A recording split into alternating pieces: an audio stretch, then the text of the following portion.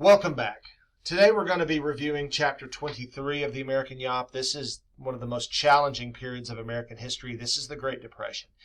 And also the New Deal, which is going to be the government's effort to deal with this economic crisis of the Great Depression. So this chapter delves into economic collapse of the 1930s and the government's response to alleviate the suffering of millions. And we can debate whether it was effective or not. It certainly was something. And so as we move through this, we can talk about what that something is. Now, the Great Depression begins with the stock market crash of October 1929. It's a dramatic collapse in stock prices that had wiped out millions of investors. But it really wasn't the crash that caused the Great Depression. The crash was a symptom of other issues that had begun to develop sort of behind the scenes throughout the 1920s.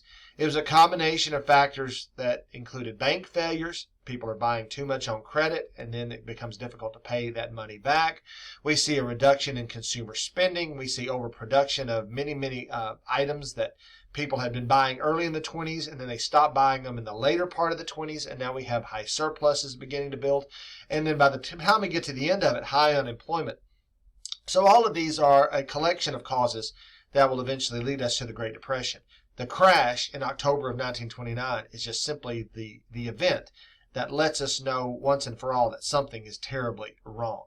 Now, as businesses fail, banks are going to start collapsing, and as an unemployment soars, families across America are going to start to struggle to make ends meet.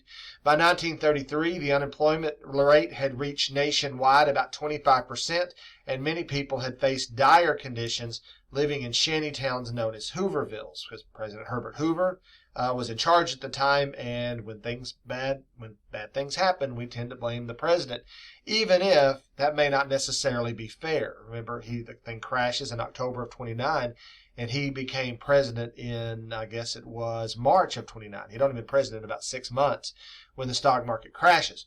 And this 25% that I mentioned is a national rate. There were some towns in the more industrial sectors of the Midwest that had reached up to anywhere around 80% unemployment. That means 80% of the population in those towns couldn't find work and therefore couldn't make money.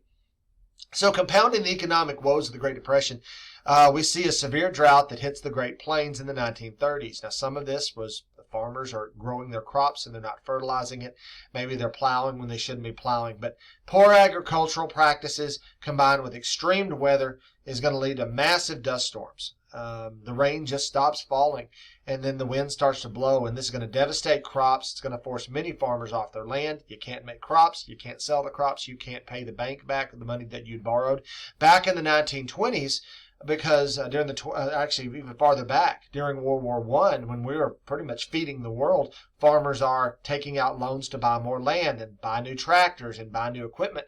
Well, they still haven't paid all that back by the time we get to the 1930s. Well, now the banks are starting to call in those loans, and you can't pay them back, the bank gets your land. And so that's kind of what we have going on here.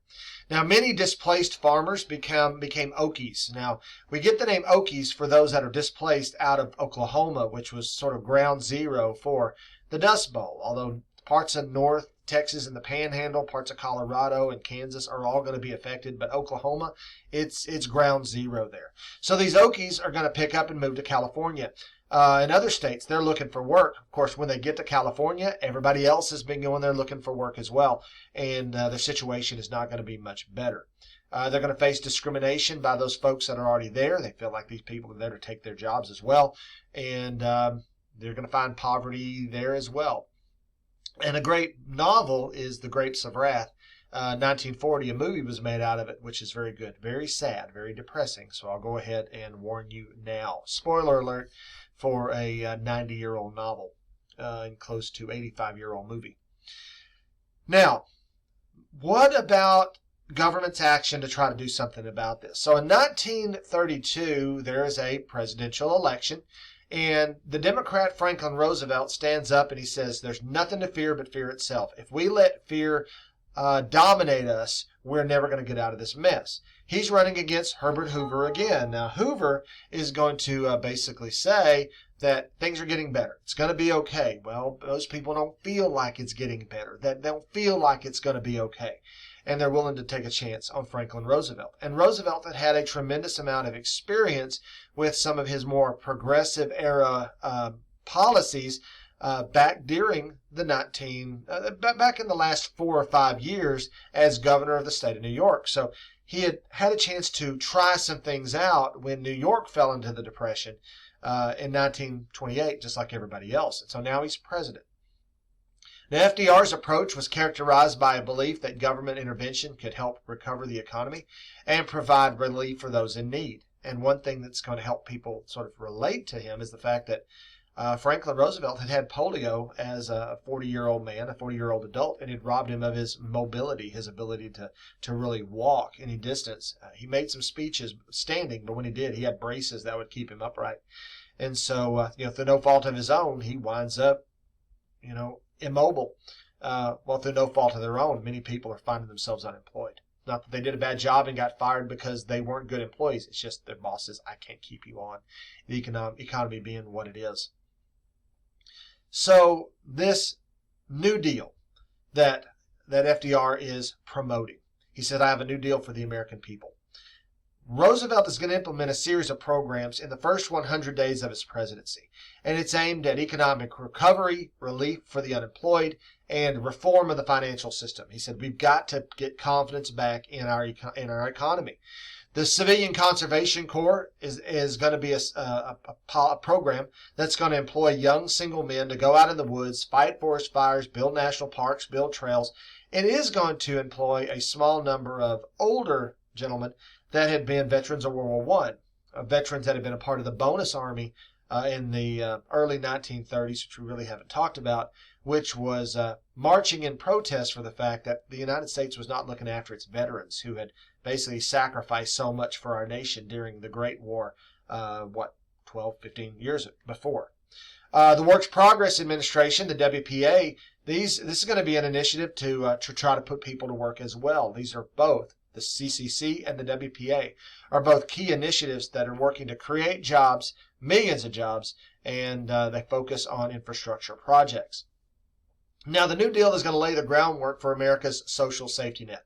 The Social Security Act of 1935 will establish pensions for the elderly and unemployment insurance as well. It marks a significant shift away from the role of federal government providing for the welfare of its citizens. We're moving away from that earlier than 1920s and before ideas of laissez-faire, to let one do. The government doesn't get involved in these things. Society can help out their neighbor, but that's not the job of government.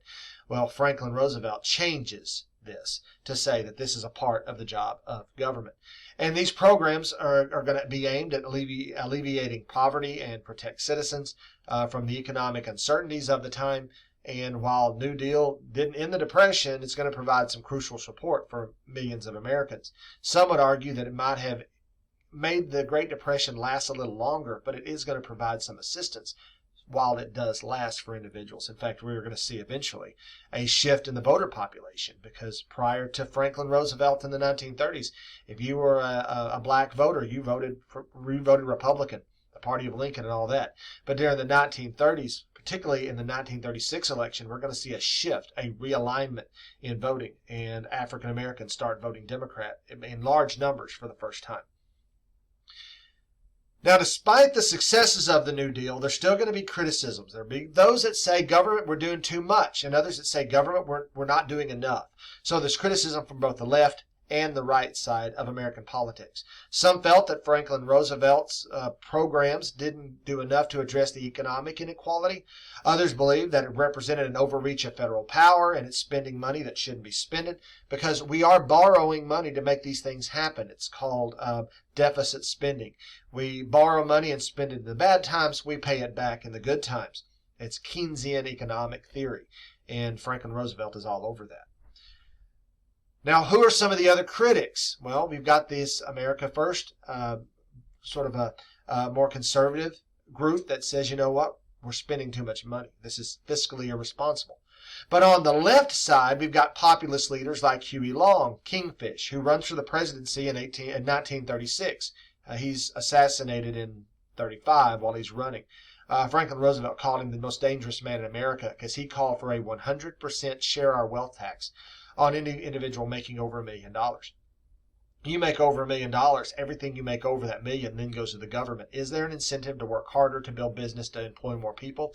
Even Franklin Roosevelt said that's not a good idea. But it's a very popular idea, especially among those that are really, really struggling and really hurting at the time. Father Charles Coughlin is a radio personality, and he's going to advocate more radical reforms as well. He's another one that says Roosevelt's not doing enough.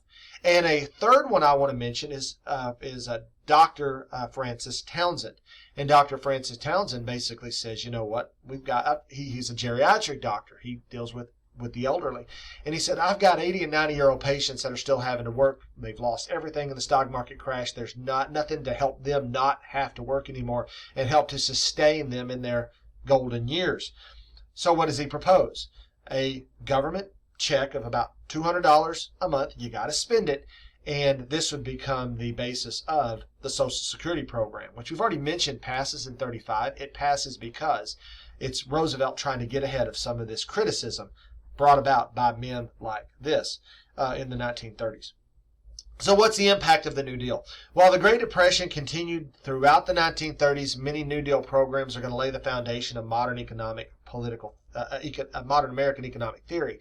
And initiatives like the Federal Deposit Insurance Corporation protect Americans' money in the bank. Once we start to get the banks stable again, and you put your money in the bank, if that bank fails, there's a government insurance to help you get your money back should that bank fail.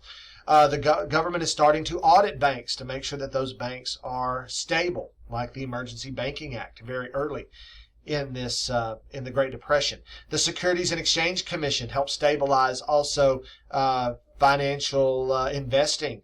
In other words, if we had had something like this, maybe the stock market wouldn't have crashed in the first place.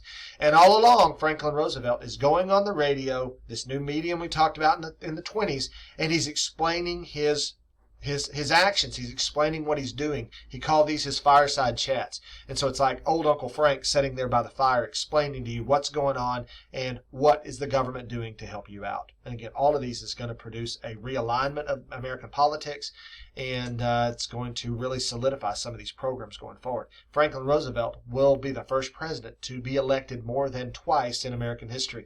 He's elected again in 36. He's elected in 40. World War II is right on the cusp. And then he's elected again in 44. He dies in 45 of some serious health problems. He has a brain aneurysm that kills him in April of 45, right before World War II is over.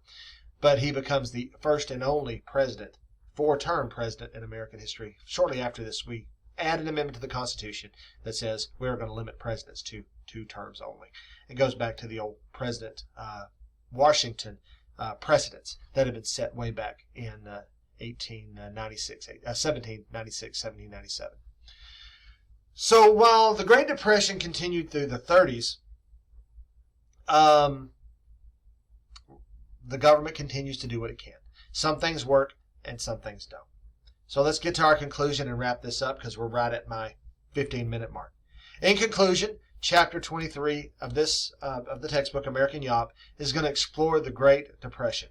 It's going to talk about the New Deal and the pivotal moment in American history where the government starts to change how it does things, how it reshapes the American economy and the role of government in citizens' lives. We're also going to see some political realignment as well.